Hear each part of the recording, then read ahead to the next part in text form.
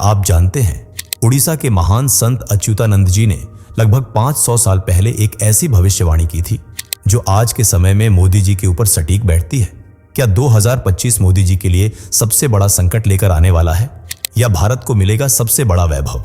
इस वीडियो में हम दिखाएंगे कैसे संतों ने मोदी जी के भविष्य का रोडमैप पहले ही लिख दिया था और आपको वीडियो के अंत तक ऐसे रहस्यों का पता चलेगा जो शायद आपने पहले कभी नहीं सुना होगा। अंत तक जुड़े रहिए क्योंकि असली खेल अंत में खुलेगा। दोस्तों, क्या आपने कभी सोचा है कि किसी ऐसे संत की भविष्यवाणी जो आज से 500 साल पहले लिखी गई थी, वो आज के भारत और हमारे वर्तमान समय पर इतनी सटीक कैसे बैठती है? क्या आप जानते हैं, उड़ीसा की धरती पर जन्मे एक अद्भुत संत थे, संत अच्युतानंद जी, जिनकी भविष्य दृष्टि को आज भी रहस्य और चमत्कार की दृष्टि से देखा जाता है। कहा जाता है संत अच्युतानंद उन 12 दिव्य महापुरुषों में से एक थे जिन्होंने अपने दिव्य ज्ञान से ताड़ के पत्तों पर संपूर्ण मानव सभ्यता के भविष्य को अंकित कर दिया था। उन्होंने बताया था कि समय का एक चक्र आएगा जब भारत दोराहे पर खड़ा होगा, जब धर्म और अधर्म का भयानक संघर्ष चलेगा और तभी एक ऐसा पुरुष प्रकट होगा जो धर्म की लौ को फिर से प्रज्वलित करेगा। उनकी सबसे प्रसिद्ध भविष्यवाणी थी, धर्म का सूर्य पूरब से चमकेगा। सोचिए दोस्तों, क्या यह महज संयोग है कि भारत का सांस्कृतिक जागरण आज फिर पूरब से उठ रहा है? क्या आपने कभी महसूस किया है कैसे सदियों तक दबा हुआ भारत का आत्मविश्वास आज पुनर्जीवित हो रहा है? संत अच्युतानंद जी ने अपने ग्रंथों में स्पष्ट किया था कि 5वें वर्ष के बाद भारत के इतिहास में एक ऐसा काल आएगा जब धर्म और अधर्म की लड़ाई अपने चरम पर होगी। यह समय संकटों का भी होगा और सनातन की पुनर्स्थापना का भी। आप क्या सोचते हैं, क्या हम उसी समय में प्रवेश कर चुके हैं जिसका जिक्र इन संतों ने किया था? क्या मोदी जी का नेतृत्व उसी चेतना का हिस्सा है जिसका मार्गदर्शन संतों ने पहले ही कर दिया था? आगे हम जानेंगे संत अच्युतानंद जी ने किस तरह गुजरात भूमि और भगवा धारण करने वाले एक पुरुष के उदय का उल्लेख किया था और क्यों 2025 को उन्होंने भारत के भविष्य का निर्णायक वर्ष बताया था।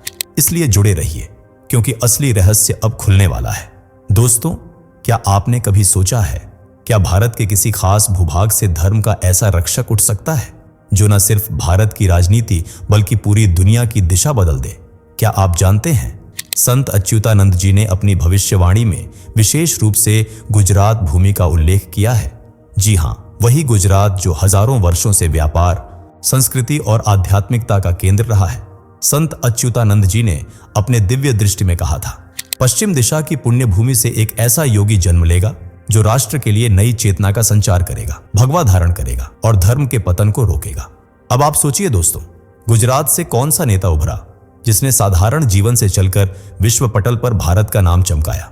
क्या यह कोई इत्तेफाक है कि नरेंद्र मोदी जी का जन्म उसी भूमि पर हुआ जिसने धर्म और कर्म दोनों की महिमा को सदियों से जीवित रखा? क्या आप नहीं मानते?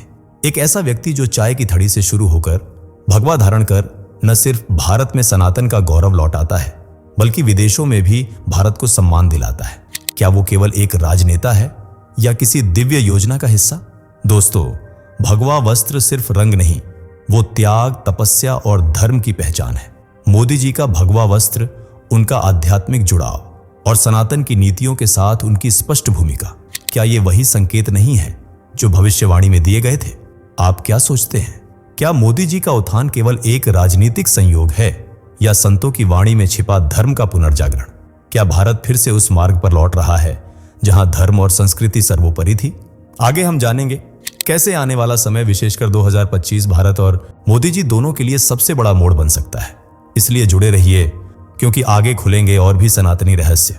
देखिए दोस्तों, ये आंकड़े झूठ नहीं बोलते।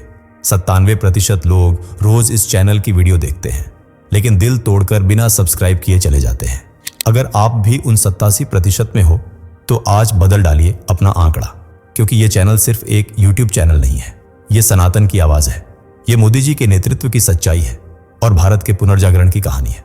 अगर आप सनातन के रक्षक हो, मोदी जी के समर्थक हो, तो अभी नीचे सब्सक्राइब करो और बेल दबाओ, क्योंकि अगली बार जब आप इस डेटा को देखोगे तो आप खुद गर्व से कहोगे, मैं उन गिने चुने सब्सक्राइबर्स में हूं जो सनातन की इस क्रांति का हिस्सा बने थे।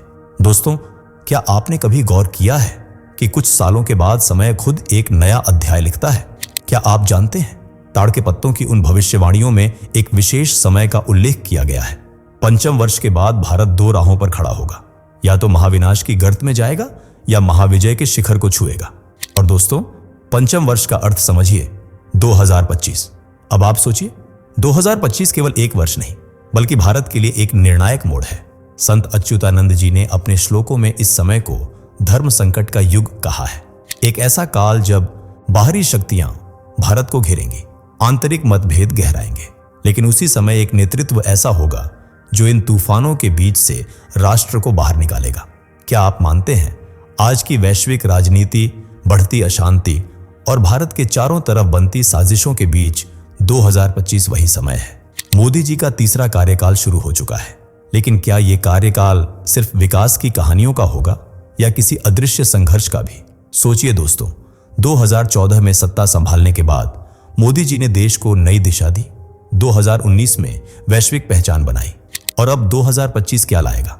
क्या यह सनातन धर्म के उत्थान की चरम सीमा होगी या बाहरी शक्तियों का अंतिम आघात? आपकी क्या राय है? क्या यह कालखंड भारत को स्वर्ण युग में ले जाएगा या फिर एक बार फिर संघर्ष की कसौटी पर कसेगा? कमेंट में जरूर लिखिए, क्योंकि इतिहास का यह दौर आपके सामने खुल रहा है। आगे हम जानेंगे संतों ने किस तरह विरोध और संघर्ष के बाद भारत के महायश की भविष्यवाणी की है। इसलिए अंत तक जुड़े रहिए, क्योंकि 2025 का सच आपके सोच से भी बड़ा है। दोस्तों, क्या आपने कभी सोचा है क्यों हर बार जब मोदी जी के खिलाफ आंधियां उठती हैं तब वह और अधिक मजबूत होकर लौटते हैं? क्या यह केवल राजनीतिक रणनीति है या कोई छिपी हुई आध्यात्मिक शक्ति है जो उन्हें बार बार तपाकर और निखारती है? आपको जानकर हैरानी होगी कि संत अच्युतानंद जी ने अपने ग्रंथों में एक अद्भुत वाक्य लिखा था, अग्नि में तपकर जो बाहर निकले वही देश का दीपक बनेगा। क्या यह वाक्य मोदी जी की जीवन यात्रा का आईना नहीं है? अगर आप इतिहास की घटनाओं को गौर से देखेंगे तो पाएंगे कि मोदी जी का जीवन संघर्षों की अग्नि में तपता रहा है। 2002 का गुजरात दंगा, जब पूरे विश्व ने उंगलियां उठाईं, तब मोदी जी ने अपने सेवा भाव से गुजरात को विकास मॉडल बना दिया। 2014 में जब केंद्र की सत्ता संभाली तो हर कदम पर प्रचंड विरोध हुआ, असहिष्णुता का झूठा नैरेटिव फैलाया गया।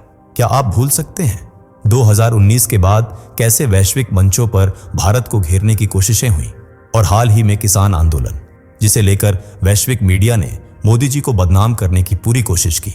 लेकिन दोस्तों, हर बार मोदी जी और अधिक प्रखर होकर लौटे।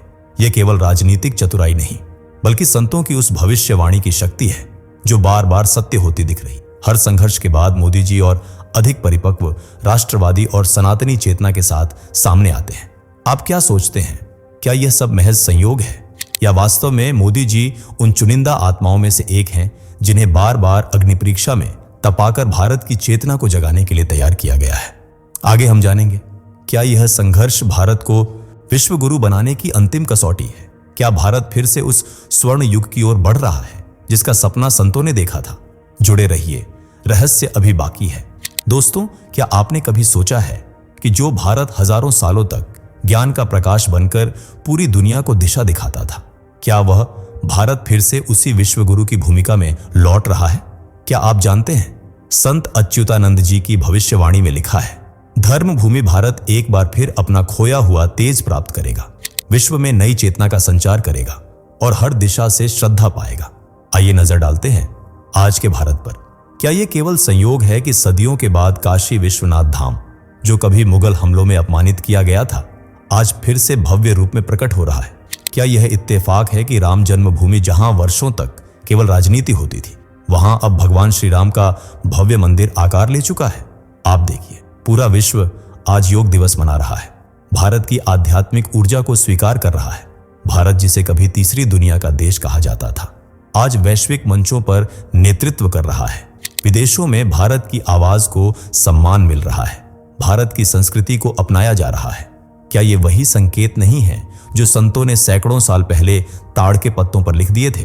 क्या यह केवल राजनीतिक परिवर्तन है या सनातन धर्म की गहरी चेतना का पुनर्जागरण? आप क्या सोचते हैं, क्या यह भारत के स्वर्ण युग की शुरुआत है? क्या आने वाला समय भारत को फिर से विश्व गुरु बनाएगा, जहां न केवल आर्थिक शक्ति बल्कि अध्यात्म और संस्कृति से पूरी दुनिया प्रभावित होगी? नीचे कमेंट में जरूर बताइए, क्या आप इस युग परिवर्तन को महसूस कर रहे हैं? आगे हम देखेंगे, क्या भारत का ये उत्थान सिर्फ शुरुआत है या आने वाले वर्षों में और भी बड़े चमत्कार देखने को मिलेंगे? जुड़े रहिए, क्योंकि सनातन का युग लौट आया है। दोस्तों, एक आखिरी सवाल दिल पर हाथ रखकर सोचिए, क्या मोदी जी का इतना तेज उदय सिर्फ भाग्य का खेल है? क्या आप मानते हैं कि कोई सामान्य इंसान इतने बड़े संघर्षों के बाद बार बार उठकर पूरी दुनिया के सामने भारत की सनातन शक्ति का झंडा लहरा सकता है? या कहीं ना कहीं ये उस अदृश्य शक्ति का परिणाम है जो हजारों सालों से भारत की माटी में समाई हुई है, जो धर्म और सत्य के रक्षक के रूप में बार बार नए रूप में प्रकट होती है? क्या यह महज राजनीति है या संतों की भविष्यवाणी का सजीव उदाहरण?